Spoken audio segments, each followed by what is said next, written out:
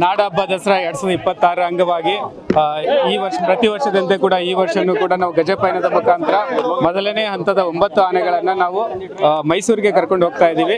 ಈ 9 ಆನೆಗಳ ಇದು ಗಜಪಯಣದಲ್ಲಿ ವಿಶೇಷವಾಗಿ ನಾವು ಅಭಿಮನ್ಯುಗೆ ಅವನು ಮಾಡಿರುವಂಥ ಸಾಹಸ ಮತ್ತು ಅವನು ದಸರಾದಲ್ಲಿ ನೀಡಿರುವಂಥ ಅವನ ಕೊಡುಗೆಯನ್ನು ಇದು ಮನಗಂಡು ಈ ವರ್ಷ ನಾವು ಅವನಿಗೆ ಬೀಳ್ಕೊಡುಗೆ ಕೂಡ ನಾವು ಗಜಪಯಣದಲ್ಲೇ ಮಾಡಿದ್ದೀವಿ.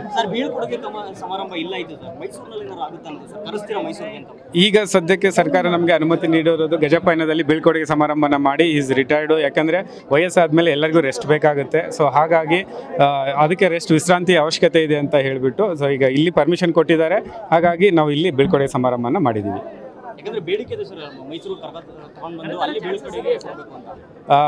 ಈಗ ನಮಗೆ ಸರ್ಕಾರ ಎಷ್ಟು ಅನುಮತಿ ನೀಡಿದೆ, ಇಲ್ಲಿ ಬೀಳ್ಕೊಡುಗೆಯನ್ನು ನೀಡೋಕ್ಕೆ ಅನುಮತಿ ನೀಡಿದೆ, ಅದರ ಪ್ರಕಾರ ನಾವು ಇದನ್ನು ಸಂಡಾಪನ ಮಾಡಿದ್ದೀವಿ. ಪ್ರತಿ ವರ್ಷದಂತೆ ಈ ವರ್ಷವೂ ಕೂಡ ತುಂಬ ವಿಜೃಂಭಣೆಯಿಂದ ಚೆನ್ನಾಗಿ ಮೂಡಿ ಬರುತ್ತೆ ದಸರಾ ಅಂತ ಹೇಳ್ಬಿಟ್ಟು ನಾನು ತಮ್ಮಲ್ಲಿ ಕೇಳ್ತೀನಿ. ಅರಣ್ಯ ಭವನದಿಂದ ಬೆಳಗ್ಗೆ 8:45ಗೆ ನಾವು ಅರಣ್ಯ ಭವನದಿಂದ ಬಿಡ್ತೀವಿ. ಅಲ್ಲಿ ನಮ್ಮ ಪೂಜೆ ಏನಿದೆ ಅದನ್ನು ಮಾಡಿಬಿಟ್ಟು ಪೂಜೆ ಪುನಸ್ಕಾರಗಳನ್ನು ಮಾಡಿ ಸೊ ಅಲ್ಲಿಂದ 10 ಗಂಟೆಗೆ ಅರಮನೆ ಪ್ರವೇಶ ಆಗುತ್ತೆ. ಅದನ್ನು ತಮ್ಮ ತಾಲೀಮು ಆದ ನಂತರ ತಿಳಿಸ್ತೀವಿ ತಮಗೆ, ಇನ್ನೂ ಫೈನಲ್ ಯಾವುದೂ ಆಗಿಲ್ಲ. ಇವತ್ತು ಗಜಪಯಣ ನಮ್ಮ ವಿಶ್ವಪುರ ತಾಲೂಕಿನ ವೀರ ಹೊಸನಹಳ್ಳಿ ಅರಮನೆಗೆ, ಮೈಸೂರಿನ ಅರಮನೆಗೆ ಪ್ರಾರಂಭ ಆಗುತ್ತೆ.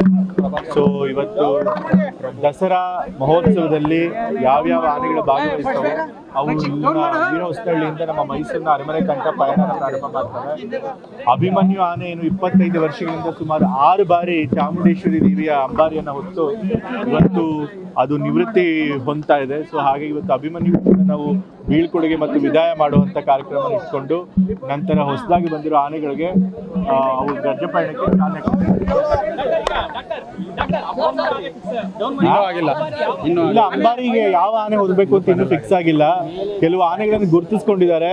ಅಲ್ಲಿ ಅರಮನೆಯಲ್ಲಿ ಟ್ರೈನ್ ಕೊಡೋ ಸಮಯದಲ್ಲಿ ಅವರು ಯಾವ ಆನೆನ ಕೊನೆ ಫೈನಲ್ ಆಗಿ ಅಂಬಾರಿ ಹೊರೋದಕ್ಕೆ ನೇಮಕ ಮಾಡಬೇಕು ಅನ್ನೋದನ್ನ ತೀರ್ಮಾನ ಮಾಡ್ತಾರೆ. ಕಂಬಳ ಇರುತ್ತೆ ಖಂಡಿತ. ಈ ಸರಿ ಮುಖ್ಯಮಂತ್ರಿಗಳು ಕಂಬಳ ಮಾಡಬೇಕು ಅಂತ ಹೇಳಿ ಸೂಚನೆ ಕೊಟ್ಟಿದ್ದಾರೆ. ಸೊ ಹಾಗೆ ಕಂಬಳ ನಡೆಯುತ್ತೆ. ಕಂಬಳ ಅಲ್ಲಿ ನಮ್ಮ ಸೈಕಲ್ ವೆಲೋಡ್ರೋಮ್ ಮಾಡಬೇಕು ಅಂತಿದೀವಲ್ಲ, ಆ ಜಾಗದಲ್ಲಿ ನಡೆಯುತ್ತೆ.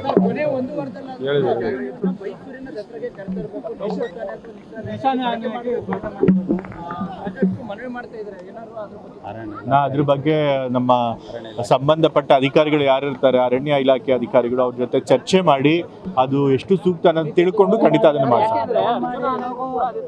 ಹೌದಾ, ಹಿಂದೆ ಕೊಟ್ಟು ಖಂಡಿತ ಹಾಗೆ ಅಧಿಕಾರಿಗಳ ಹತ್ರ ಮಾತನಾಡಿ ಆ ವ್ಯವಸ್ಥೆ ಕೂಡ ಮಾಡೋ ಪ್ರಯತ್ನ ಮಾಡ್ತೀವಿ.